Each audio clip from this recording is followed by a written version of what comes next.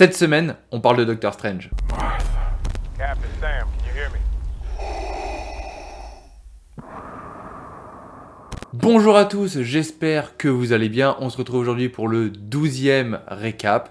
Cette semaine, on va parler uniquement des Big Two, DC et Marvel. On n'aura pas d'autres news, que ce soit aux côtés de Star Wars ou sur un point box-office. On va se concentrer vraiment sur ce qui a fait l'actualité cette semaine, et donc ce sera les Big Two. Allez, on passe tout de suite à la fun fact de la semaine. Vouloir adapter Doctor Strange, eh bien ça ne date pas d'hier. Parce que oui, on sait que Doctor Strange in the Multiverse of Madness arrive très prochainement. Et on a entendu dire, quand c'était encore Scott Derrickson à sa direction, que ça serait un film d'horreur. Bon, il a été repris quand même par Sam Raimi, quelqu'un qui maîtrise assez bien ce genre. Mais entre vous et moi, il n'en sera rien. Et pourtant, en 1992, le projet était déjà dans les tuyaux, et c'est le maître du genre de l'horreur, Wes Craven, qui avait été choisi pour le réaliser. Pour ne citer que ses franchises d'horreur les plus connues, il y a Scream et Freddy, et là on se dit que c'est vraiment dommage, parce qu'on aurait pu avoir un film d'horreur avec Doctor Strange en mode super flippant, et malheureusement le projet ne verra pas le jour, et plusieurs projets, que ce soit par Guillermo del Toro ou David S. Goyer qui étaient dessus, ne verront non plus eux pas le jour. Mais voilà, avec Doctor Strange in the Multiverse of Madness, bon voilà, même si on peut s'attendre à ce que ça ne soit pas un film d'horreur, même si connaissant Sam Raimi, il pourrait y avoir quelques petits jumpscares, on pense à sa trilogie sur Spider-Man notamment, eh bien on sait qu'il y aura de très nombreux caméos dans ce film, et justement on va en parler cette semaine. On passe tout de suite aux news de la semaine. On commence avec une rumeur qui nous vient de Viewer Anon et qui nous dit que Miles Morales pourrait être introduit dans le prochain film Spider-Man, donc à savoir le 4e film, et tout ça dans le MCU. Alors, calmons-nous. Tout d'abord parce qu'il s'agit d'une rumeur, même si plusieurs scoopers ont entendu cette information, on peut penser que ce sont des idées de réflexion sur le projet pour Spider-Man 4. On a très bien vu par exemple que pour No Way Home, Mysterio avait été envisagé dans des concept art, que je vous mets maintenant d'ailleurs, et finalement ça n'aura pas vu le jour. Donc voilà, on prend ça avec d'énormes pincettes. On apprend aussi que ça serait pour une relation amicale entre les deux protagonistes. Nous, de notre côté, on espère que Peter va être un petit peu seul, sur ses prochains films, pour pouvoir justement avoir cette période où il affronte seul, et ce que pose d'ailleurs No Way Home à la fin, où il est pauvre, il affronte tout seul ses ennemis, il a plus de mentor autour de lui, et justement, avant qu'il prenne ce statut de mentor envers Miles, ça serait bien qu'il ait quand même quelques épreuves. Donc on espère que s'il est introduit, ça sera plus sous forme de caméo. Après, on sait aussi que Sony veut développer très rapidement tout ce qui fonctionne et tout ce qui marche. Et on sait que Miles Morales, c'est un personnage que beaucoup de personnes adorent. Et donc ça serait pour ça qu'ils voudraient le développer très rapidement en live action. Après, il ne faut pas précipiter les choses, laissons Spider-Man se développer comme il se doit dans le MCU avec sa prochaine trilogie.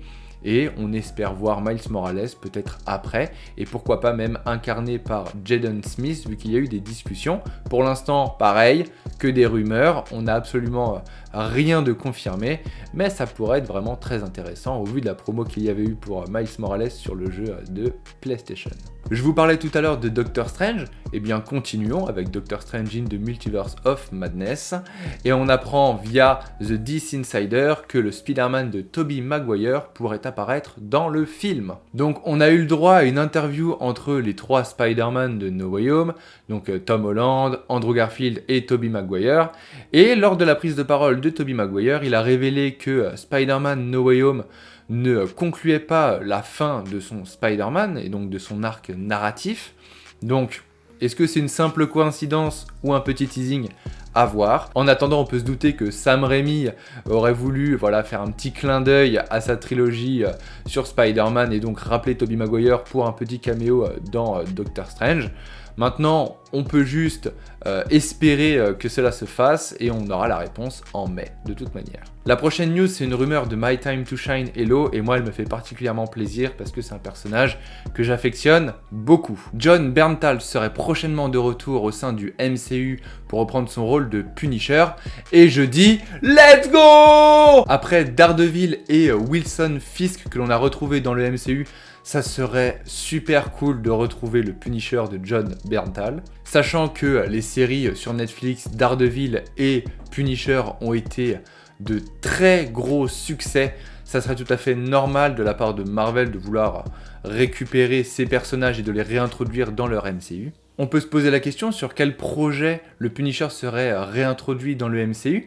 Donc nous on a deux petites idées. La première, ça serait la série Disney+ Armor Wars, qui se focalisera sur les armes Stark en circulation.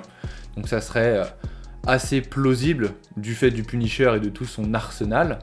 Et la deuxième idée, ça serait sur la série Echo, puisque les scénaristes de Punisher et Daredevil ont rejoint cette série. Donc particulièrement Ken Christensen, le scénariste de la série Punisher. Et ça serait logique du coup que le scénariste reprenne son personnage afin de continuer son développement dans la série Echo.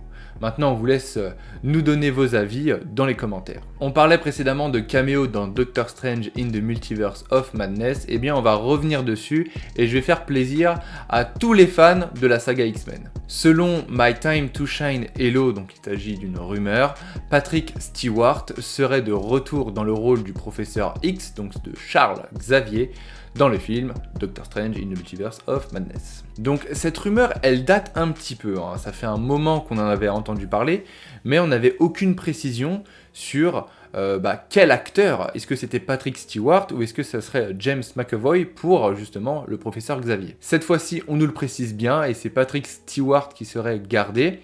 Alors il n'est pas impossible que les deux personnages apparaissent, le Charles Xavier de Patrick Stewart et le Charles Xavier de James McAvoy. Après, ça serait assez compliqué de les faire cohabiter au même moment, vu qu'il s'agit juste d'une version plus jeune, surtout sur la version de James McAvoy. Donc à voir comment ils géreraient ça s'ils font apparaître les deux. Peut-être un voyage dans le temps, à deux moments différents. À voir, on vous laisse théoriser. En attendant, on attend de nouvelles informations et on vous tiendra au courant. Encore une rumeur de My Time to Shine Hello, et cette fois-ci ça concerne Thor. En effet, Marvel Studios serait intéressé sur un film solo sur Jane Foster et donc sur sa version de Thor, Mighty Thor. Pas plus d'informations, mais avant ce potentiel projet, on retrouvera Jane Foster dans le film Thor Love and Thunder, où justement elle devrait devenir la prochaine Thor, la Mighty Thor. On a des nouvelles informations sur la saison 2 de Loki. Alors c'est une surprise pour personne, puisqu'elle avait été annoncée à la fin de la saison 1. Sauf que cette fois-ci, c'est Backstage qui nous apprend que le tournage pourrait commencer cet été, donc en 2022, à Londres. On n'a pas plus d'informations, mais on vous tiendra bien évidemment au courant de son avancée. Et bien sûr, on espère que Mobius aura son jet ski. On commence avec DC sur une news de sa Squad et on apprend qu'un nouveau projet spin-off du film The Suicide Squad est en cours de préparation. Donc tout ça, ça nous est rapporté par Deadline et on peut se demander est-ce que ce projet serait en rapport avec le mystérieux projet sur lequel travaille James Gunn. De son côté, James Gunn a précisé que le projet sur lequel il travaillait serait beaucoup moins comique et beaucoup moins tourné vers l'humour que Peacemaker. Donc ça réduit quand même le champ des possibles sur la Suicide Squad. On peut penser donc à un projet peut-être sur Bloodsport ou peut-être sur Ratcatcher 2. À voir, on vous laisse bien évidemment donner votre avis dans les commentaires. Pour la prochaine news, je viens en terrain neutre.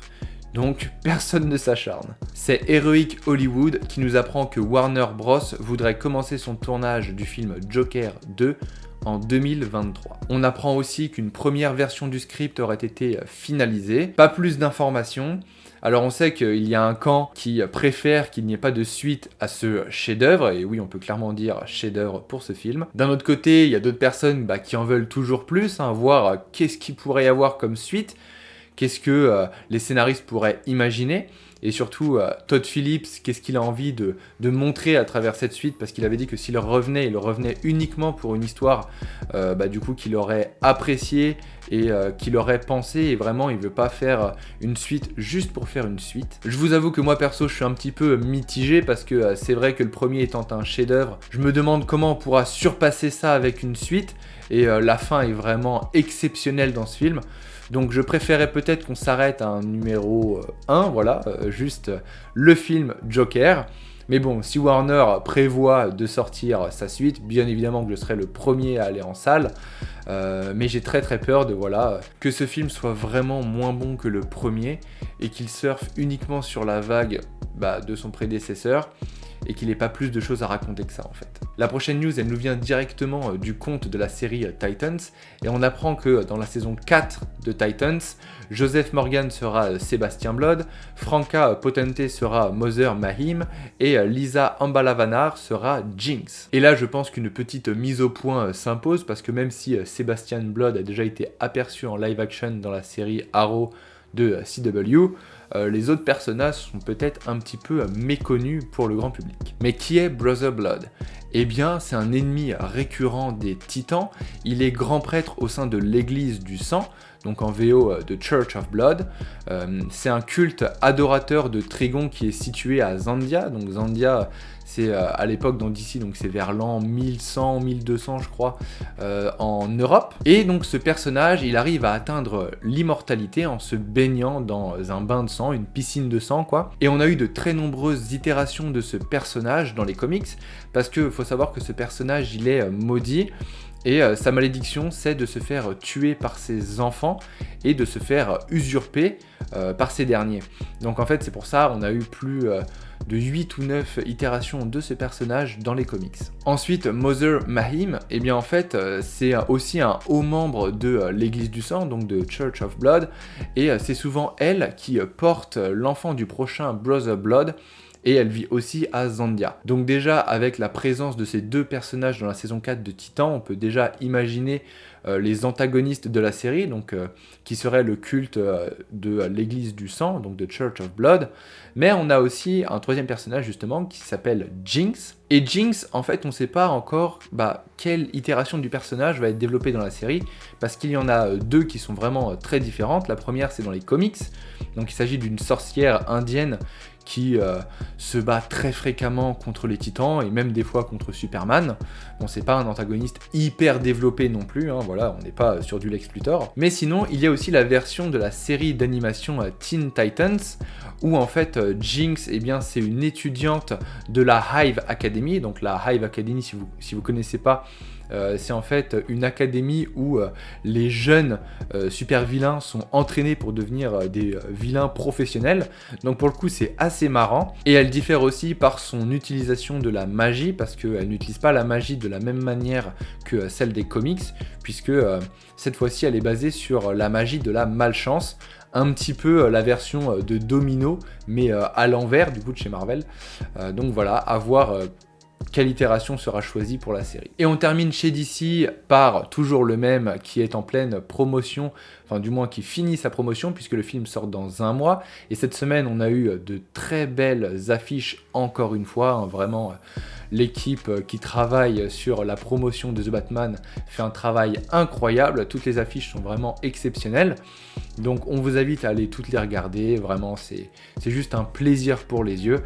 Et on passe tout de suite à qu'est-ce qu'on mate. Cette semaine, pas de Star Wars, pas de box-office comme je l'ai dit en intro, mais je vous fais juste un petit point sur le récap comics, où est-ce qu'on en est. Eh bien je travaille encore dessus et ça devrait arriver donc dans le mois, courant février. Voilà, le premier épisode pourrait sortir peut-être au milieu du mois ou peut-être vers la fin. Il me reste encore quelques préparatifs à faire, mais en tout cas ça arrive très bientôt. Donc n'hésitez pas à activer la petite cloche, comme ça vous serez prévenu directement. Alors, cette semaine, qu'est-ce qu'on mate et qu'est-ce qu'on geek ? Eh bien, de notre côté, avec Julien, on a continué notre petit run sur la série Daredevil, la saison 3. On touche à la fin et c'est vraiment exceptionnel. Pour ma part, moi, j'ai pas regardé grand-chose de plus, si ce n'est quelque chose qui est complètement hors sujet de The Office. Julien, lui, de son côté, il continue Boba Fett, Superman et Lois. Et niveau jeux vidéo, on a terminé Horizon Zero Dawn qu'on vous conseille. Et Julien, lui, s'est relancé sur God of War. Voilà, il veut défoncer tout le monde avec Kratos. Voilà, le récap, c'est fini. J'espère que ça vous aura plu. Comme d'habitude, si vous avez aimé, n'hésitez pas à liker, partager autour de vous, ça fera super plaisir. Vous pouvez aussi nous suivre sur nos réseaux, Insta, Twitter, Facebook. On est partout. Moi, je vous dis du coup à la semaine prochaine. Même jour, même heure. Et d'ici là, lisez des comics.